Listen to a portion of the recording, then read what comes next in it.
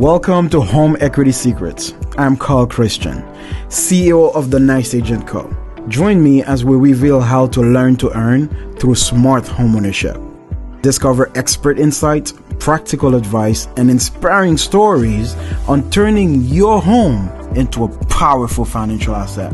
Whether you are a first-time home buyer or a seasoned investor, let's unlock your home's true potential together. Welcome to Home Equity Secrets. Welcome to Home Equity Secret, the podcast that uncovers the wealth building potential of homeownership. My name is Carl Christian. I'm the CEO of the Nice Agent Company.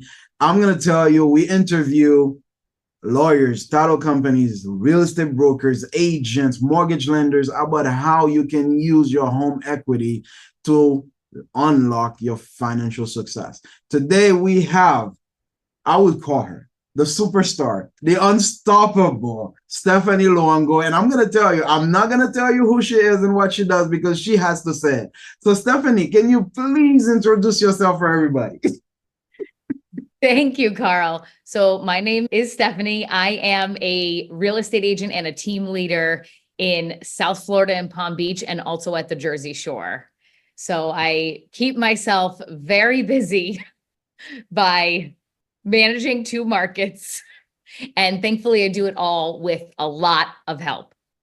Now that's like managing two crazy markets, the up north and the South Florida, which nobody understands what's going on. But now let me ask you, what actually got you into the sales real estate part? I know we do a little bit of investing, which we're going to talk about, but what got you into real estate sales? So I used to do medical device sales. That's where I started my career, was 10 years in medical device sales, and then transitioned into owning my own fitness companies, started sprinkling in some flipping and investing at that point. And I realized that it's less about the sales part of it and more about the customer experience and the client experience. Yeah. So I had a real estate agent that I used 7 times in 10 years because I was buying and selling so many things. And the experience just wasn't there. And every time I was like, I can do this in a different way. And it's nothing against that person. It's just, we've evolved as an industry as well. And I just think there's things that a real estate agent thinks your client knows and they don't. And I said, how are there ways that you can really elevate this experience? And that's how I started. End of 2019, actually, I said to my staff at the fitness studios, I said, I'm going to school for 3 weeks to be a real estate agent. Finally, I'd already been doing flipping and I did it. And we'll get into it a little bit more, but 2 months later, the pandemic hits. I was going to say, you knew about the pandemic. You knew what you were doing. So it's the luckiest decision I ever made in my life since I owned fitness studios at the time. That's crazy because everybody that was in the business way before, we thought pandemic, we're done. That's it. No more. And here you are, you gambled on it. And then boom, 2020 happened. Yes. And we were talking like yesterday about this. Nobody could have predicted this. I don't think any economist knew that could have happened. I don't see who could say like, oh yeah, it's just going to blow up. Everything in the market tells you people are locked down. People are not working. How are they going to buy properties? And suddenly an open house has 300 people showing up. Mm-hmm. You know, it was wild. It was wild. I remember I did it. I'm sorry, I did it. I was showing a property and then a client of mine says, oh, there's an open house. Let's go. And I saw the line 2 blocks. And I'm like, look, let me tell you. Number one, we're not going to get it. Number two, there's no reason to stand in line. You know, that's just, and she was like, are you sure, Carl? I'm like, yes, I'm sure. You know? But yeah, it was crazy. But I enjoyed it. I enjoyed the ride because for me, that's been in the business for 2 decades. I've seen 2005 and I've seen 2020. The only difference, 2005 people were crazier. Yeah. Okay, that's all I can say. But the money was the same. The properties were the same. It's just the people were a lot crazier. They were not thinking at all. Where Yeah. now they thought before they made certain purchases. But in 2005, they were not thinking. They don't care if they're making $20 an hour, they will buy a $2 million house. They just did not care. And that was the difference for me. Now, I have a question for you. It does say you are with Team Sir Hen. What is Yes. the experience there? Ryan is, let me tell you, I don't know him personally, but from the show, I can tell you this man means business. I can say that. I can see it. I don't need somebody to explain that to me in person, but what's the experience there? It's incredible. And anybody who asks me about this, I always tell them the guy you see on TV is exactly who he is. He means business. He takes care of his agents. Even since, obviously he got his start on $1 Million Listing, and he was selling real estate before that, but hustling.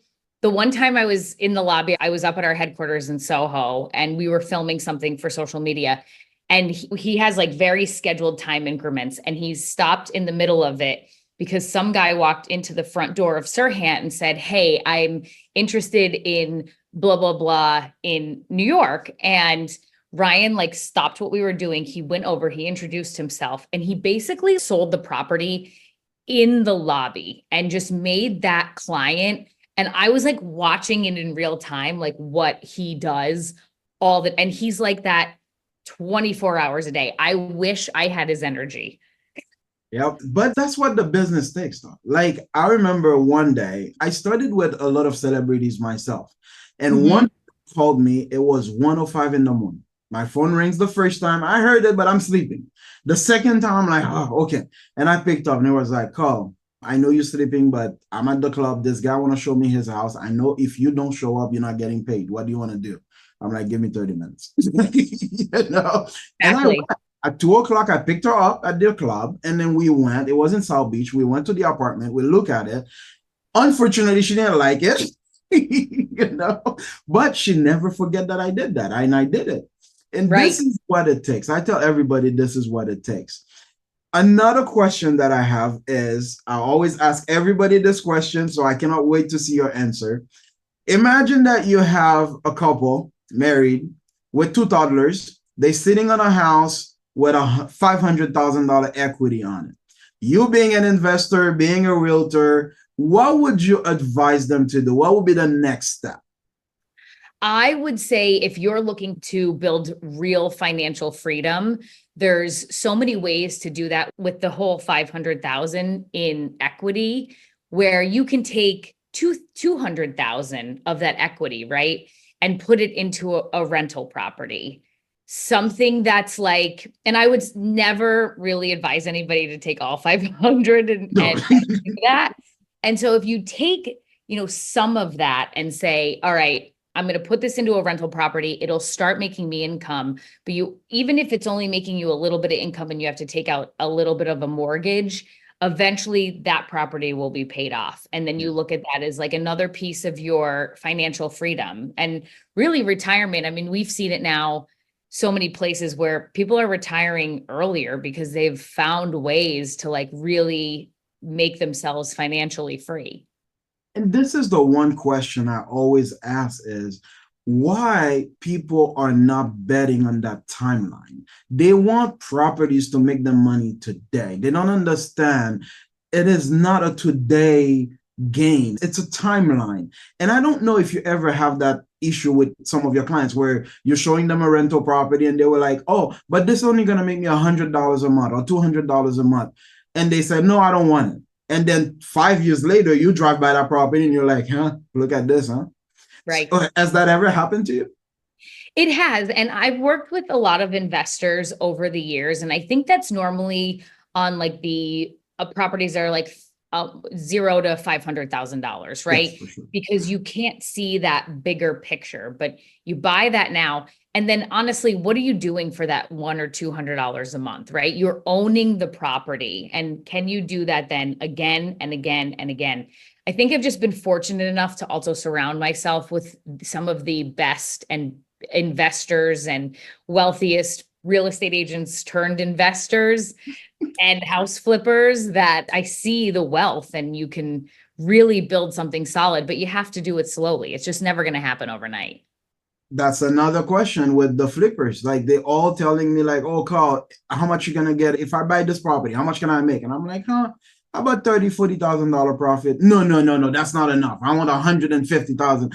But you're not buying a $3 million house. You're buying a $500,000 house. And they don't understand. And I'm happy that you mentioned that because it's just a repeat it over and over and over. You rather make 10 $20,000 deals than trying to look for that one you're gonna make $200,000 on, and it will take you maybe 5-10 years to find it. And a lot of people don't see it that way. Another question: your best flip? Give me the story. So my best flip was actually back during the days of the foreclosures.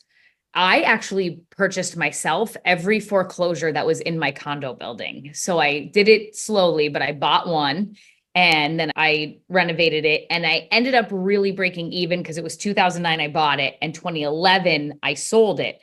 Well, the one that I bought at the beginning of 2011, I ended up doing about $120,000 in profit. Yeah. And I was able to live there because a lot of these foreclosures were livable. They were in a condo building. So I was fortunate that I was able to see it. And I had already known the foreclosure process through my previous sale. And I was like, you know what? I can just live here and I can fix it up. I also took a lot of the equity out of that while I lived there. So I probably would have had another $40,000 of equity, but I pulled a home equity line of credit while I lived there. I lived there a total of about 6 years. And I used those funds to also start Sculpt 360. That was smart. That was smart. Yes. I can't even recall which one was my best one. I think my best one was a property that I should have not bought, but I ended up buying and it turns out to be great. What was it? I went to the property and I looked through the ceiling and I could see the sky. And I'm like, yeah, it's probably a small hole. I went to another bedroom and I could see the sky. And I'm like, okay, we need a roof. But everybody's asking me, where's the kitchen, Carl? And I'm like, whoa. You cannot even tell where it was. You can't tell where it used to be. It's just there was no kitchen at all. I'm like, okay.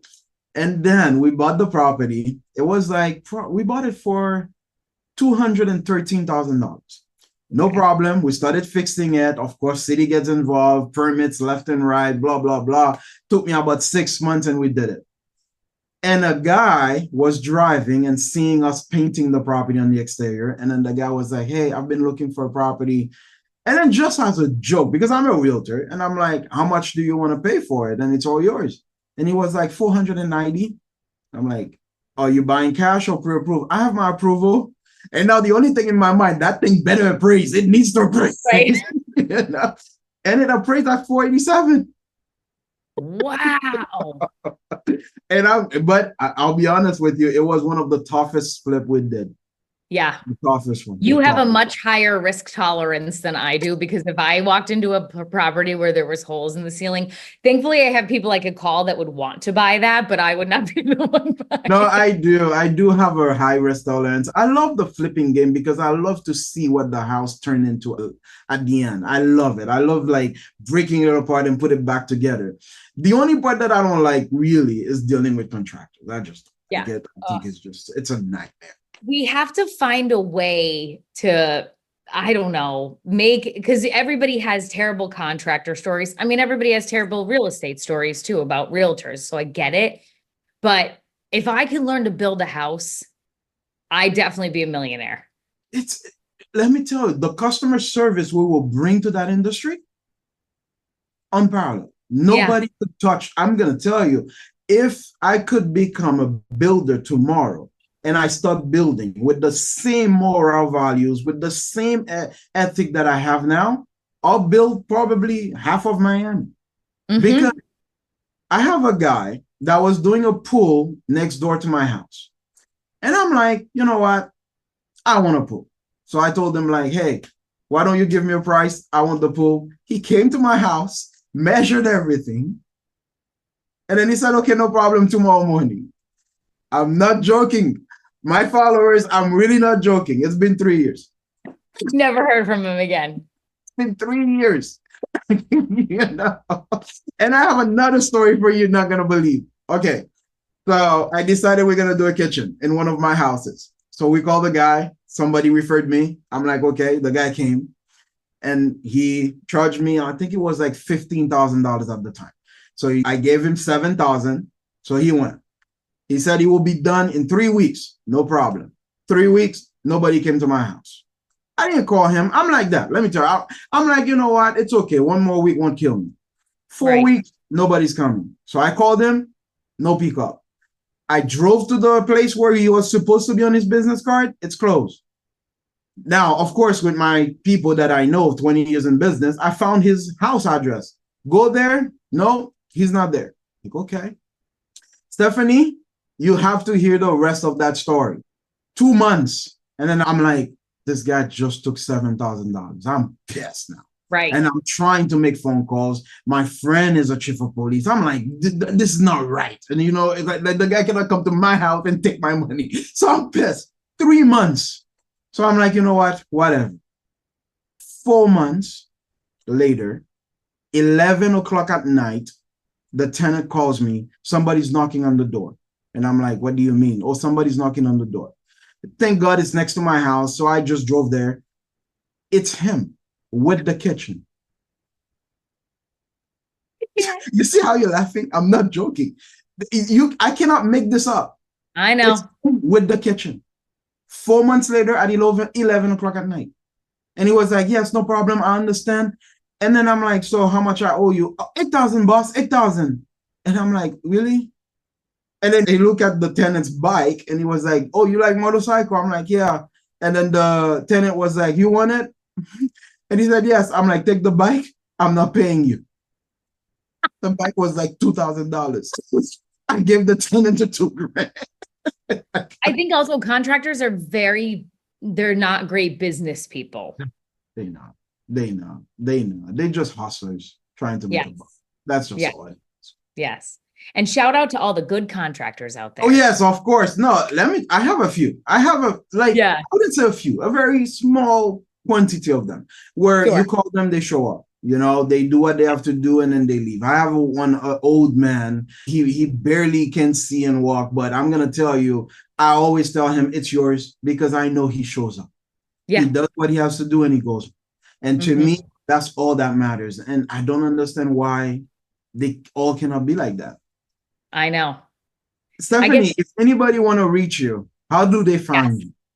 They can find me. So they can find me on the Sir Hen website at Stephanie Longo. And also StephSellsPalmBeach.com is my own website. And then, of course, my Instagram handle is at Steph Longo. Let me tell you, I will tell all my followers, reach out to Stephanie because we talked way before you guys. And I'm going to tell you, she knows her stuff. Okay. And you're in good hands. I'm telling you this because the problem is a lot of clients are telling me, Carl, I had a bad experience with my agent. I had a bad experience with this. And one thing that Stephanie was saying at the beginning is, how do people assume that all clients knows everything? Because a doctor is buying a property, you automatically assume the doctor understands taxes. Right. They don't. Okay. And a lot of times we as realtor, we don't realize that. And for that, I'm always going to be grateful that we meet people that understand the business. Like I was telling somebody yesterday, that are realtors. How does a realtor do not know the index of the market? I don't get it. It's like a doctor do not know what Advil is. You know, no, it's true. It's like if you're a realtor, the knowledge about the industry is very important. Yes. It has to be. What's going on in your market. So it's hyper local. Yes, definitely. Now, question, the degree. You have a business degree, you have a marketing degree. How did that help in real estate sales? You know, I always joke because I did go to a very expensive college and got not much financial help. My parents helped me, but that's it. So the school didn't give me any scholarships. Hey, Mom. Hey, Dad. My parents paid for most of it. And then I also have a $500 real estate education. I will say having real life experience. I didn't get my real estate license until I was 36 years old. So I had all of those years in corporate America and owning my own brand of fitness studios before that, where I think having that experience and even the college experience of being around people and the marketing classes that I had, the work experience afterwards. I worked at J&J, Johnson & Johnson. I was a marketing brand manager for Tylenol and then selling in medical device sales. I just think that all of that education together helps, because it's tough. If you're an agent and you're coming out of high school and you get your real estate license, more power to you. I wish I had 20 years in this business already, but I needed to have some real world experience. And I think it's very hard for someone to trust, unfortunately, someone who's a little bit younger with $2, $3, $4 million sales. I started at 2 years old.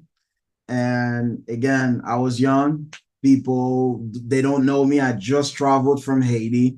I was only 4 years in the country. So I don't know anybody. So I had to start from scratch. And you are right. It was very difficult to trust me because I'm so young. I have an accent, and I don't inspire that I know what I'm talking about. So I had to go make phone calls, talk to everybody, trying to build a career. And I did that. Yes, it's not easy. What Steve Jobs said, it's exactly what you just mentioned. The puzzles only fit at the end. So all of those experiences were only actually preparing you for this. And I'm sure having the marketing degree, all of those classes will show you what not to post on Facebook. You know what I mean? Yeah. Yes. I learned early on. So I went to Drexel University, and we're one of the very few schools in the country that has a co-op program. So I was going to work. I did 5 years there in undergrad, and I was going to work at a real job by the time I was 19 years old. And we were expected to be there 8 to 5 for 6 months at a time. And I learned how to be a grown-up really fast. Like I wore almost like a crop top to an accounting firm. And they were like, wow. No, Stephanie, you can't be dressed like that. Thankfully, that happened when I was 19 and not, when I'm 30. Nice. No, but your story is inspiring and amazing. And I love the fact that you are getting to the place where it just keeps getting better and better and better. And a lot of people, they stop at one point. They're afraid of changes. Imagine what she said. She went to school, she got jobs, she opens a fitness club, and now she's in real estate. If you want to know the definition of not afraid of changes, Stephanie's the world. You gotta appreciate that. It's true. No, because a lot of us, we're scared of changes. And even when we're talking about home equity, sometimes the reason people don't unlock that home equity is because they're scared of changing houses. They're just scared of that part. Imagine you changing career. It's not an easy decision. It's not at all, I'm sure. But like me, I had the opportunity that I started it and I never left. And to be honest with you, the game plan was not that. I was in law school and I did not finish. But what happened is I wanted to be a sport agent, which is why I was going to law school. And this is where the name The Nice Agent come from. I didn't want to call myself the nice realtor because I didn't want to stay in real estate. I wanted to be a sport agent. Now, the funny kick to this is I know nothing about sports. I'm telling you, I don't watch sports. But what happened is I knew from watching Jerry Maguire that it was not about sports. It was about taking care of a guy. Mm-hmm. And that's what I always wanted. Can I take care of someone? And real estate allowed me to do that. I have a beautiful story in real estate.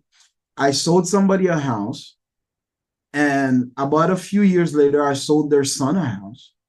A few years later, I sold the son's first daughter a house.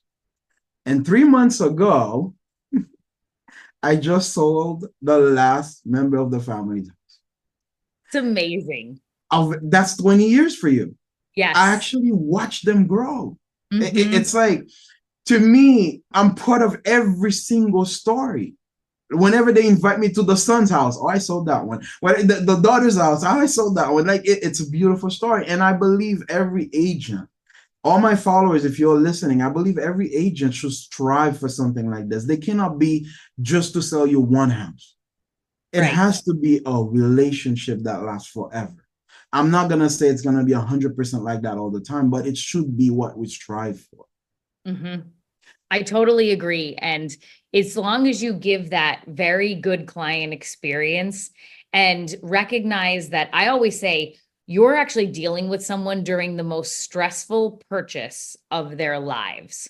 So and largest purchase of their lives. So how do you navigate that from a place of empathy, but also making them feel really good about their decision? And I always tell clients, I say, look, we're going to be in each other's lives for a really long time. So if you're unhappy with this decision, I also have to live with it. And I know that I'm taking you into the right direction. But if at any time we feel like this isn't the right place for you, we just move on, because I'm going to be here for the long haul. So I even go one step further. I tell them, if I sell you the house and you don't feel comfortable inviting me to break bread in it, I did not do my job.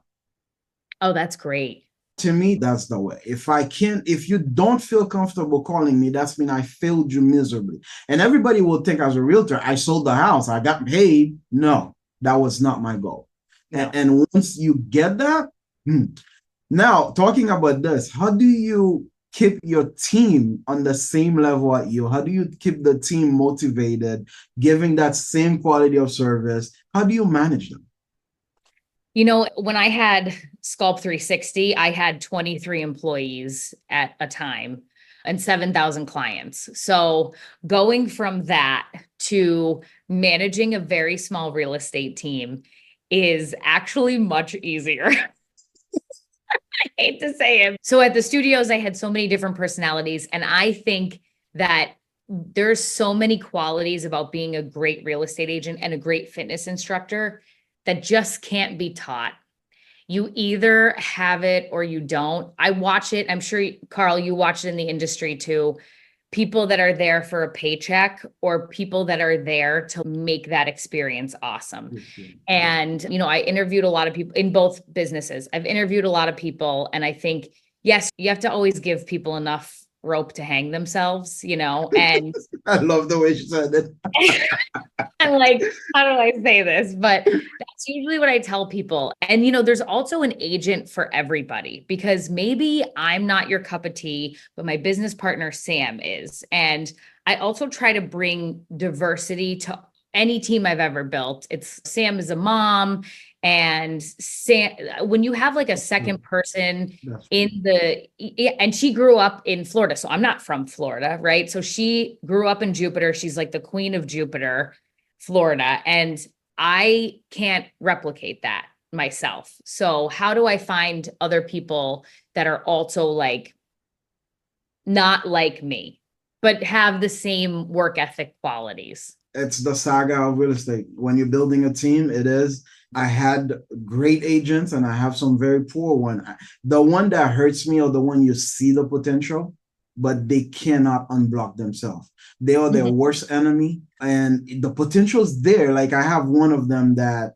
one day he told me like, oh, I don't want to be coach. And I'm like, why? I don't know. I don't want you to know all my stuff. I'm like, but that's the whole point of coaching, to help you grow. No, I can learn on my own. I'm going to learn on my own. I'm like, okay. Yeah. But you know, when that happened, and at the end of the day, they end up quitting, because it's like I always tell everybody, you know, and then I know we're not going to hide it, where we have the potential of making almost the same income, or if not more, than a doctor. I tell people that, you know, we work hard. So think about the doctor that goes through school for 14 years in order to earn that income. And how do you think you're going to flip a coin and in 2 months, you're going to start earning that income? It's impossible. I had one of them that came to my office, and then he said, Carl, I would like to become a realtor. But I'm like, sure, no problem. Do you want to go spend a day with me? He said, sure. So he got in my car, and I'm not going to tell everybody what car I drive, but he got in the car, and then I'm driving, and then he was like, oh, how long it took you to get this car? And I'm like, about 20 years. And he was like, that long? I'm like, yeah. He was like, okay, that's too long for me, man. The real estate is not for me. Stephanie, he left. Mm-hmm. He left. And when I give that story, people were like, are you kidding me? Yes, he left. Because that was his goal. Yeah, it's not for everybody. And I think people, especially nowadays, right? They see the shows, the Netflix and the glamorization of it. And my broker in Florida at Sir Hen, his name is Christian Prakas, and he's awesome. He's been in the business for 20 years. There's nothing he can't handle. And just like listening to him about agents and things like that, you've got to work for it. You have to be able to. And he said, he's like, this is the only business where you have uncapped income potential. Truly. One of the few. You said it, Stephanie, $500. Mm-hmm. Tell me, where can you go? You spend $500 and sell a property and you know what you make? You know what I mean?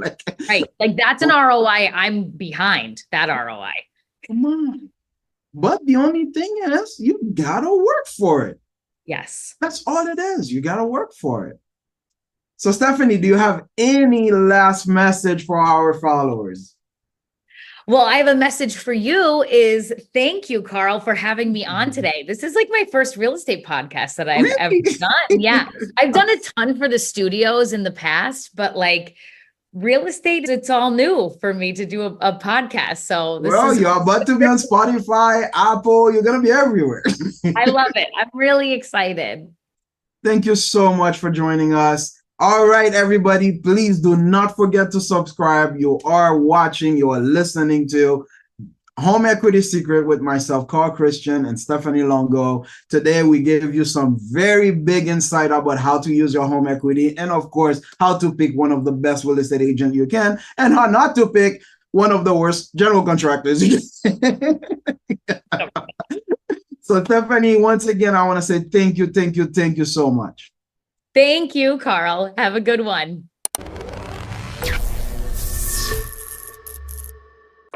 Thank you for tuning into Home Equity Secrets. I'm Carl Christian, and I hope you found today's episode insightful and inspiring.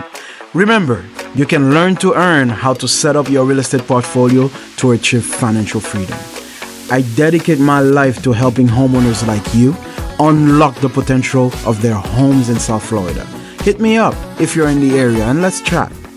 Please subscribe, rate, and leave a review. For more tips and updates, follow us on social media and visit our website. Thank you for listening.